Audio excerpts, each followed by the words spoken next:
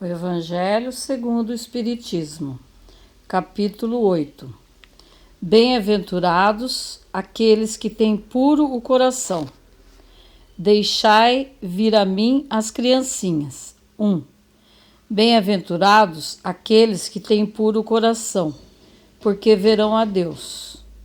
São Mateus. 2. Apresentaram-lhe então criancinhas, a fim de que ele as tocasse. E como seus discípulos afastassem com palavras rudes aqueles que as apresentavam, Jesus, vendo isso, zangou-se e lhes disse: Deixai vir a mim as criancinhas, e não as impeçais, porque o reino dos céus é para aqueles que se lhes assemelham. Eu vos digo em verdade, todo aquele que não receber o reino de Deus como uma criança, nele não entrará. E, as tendo abraçado, as abençoou, impondo-lhes as mãos. São Marcos. 3. A pureza do coração é inseparável da simplicidade e da humildade, e exclui todo pensamento de egoísmo e de orgulho. Por isso, Jesus toma a infância por emblema dessa pureza, como a tomou para o da humildade. Esta comparação poderia parecer justa, considerando-se que o espírito da criança pode ser muito velho e que traz, em renascendo para a vida corporal, as imperfeições, das quais não se despojou nas suas existências precedentes. Só um espírito que atingiu a perfeição poderia nos dar o modelo da verdadeira pureza.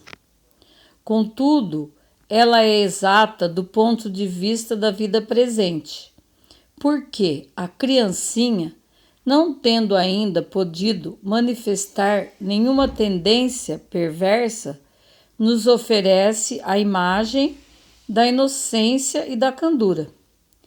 Também Jesus não diz de um modo absoluto que o reino de Deus é para elas, mas para aqueles que se lhes assemelham. Uma vez que o espírito da criança já viveu, por que não se mostra ele desde o nascimento, tal qual é? Tudo é sábio nas obras de Deus.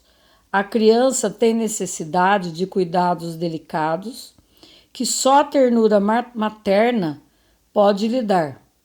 E essa ternura cresce com a fraqueza e a ingenuidade da criança.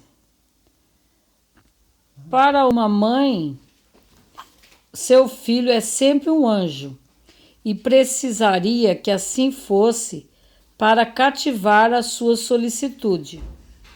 Ela não teria para com ele o mesmo desprendimento se, ao invés da graça ingênua, encontrasse nele, sob os traços infantis, um caráter viril e as ideias de um adulto, e ainda menos se conhecesse o seu passado.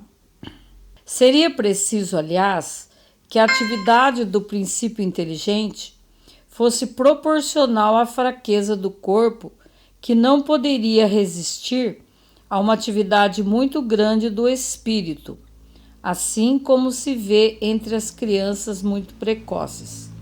É por isso que, desde a idade da encarnação, entrando o espírito em perturbação, perde pouco a pouco a consciência de si mesmo.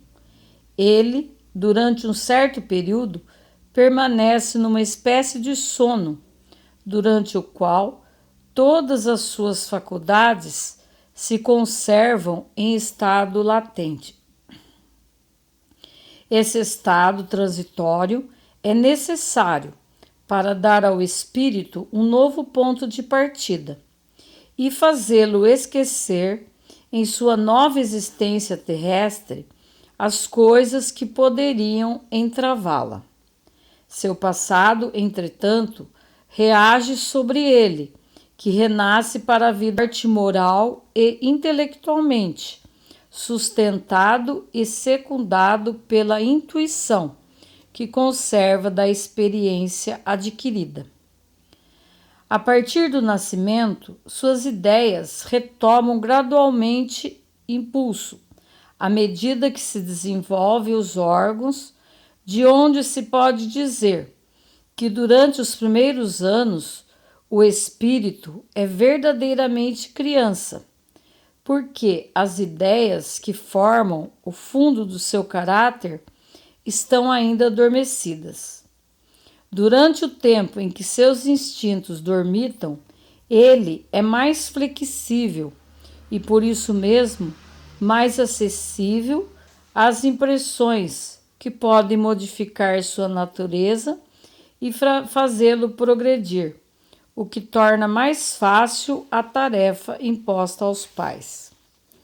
O espírito reveste, pois, por um tempo, a túnica da inocência, e Jesus está com a verdade, quando, malgrado a anterioridade da alma, toma a criança por emblema da pureza e da simplicidade.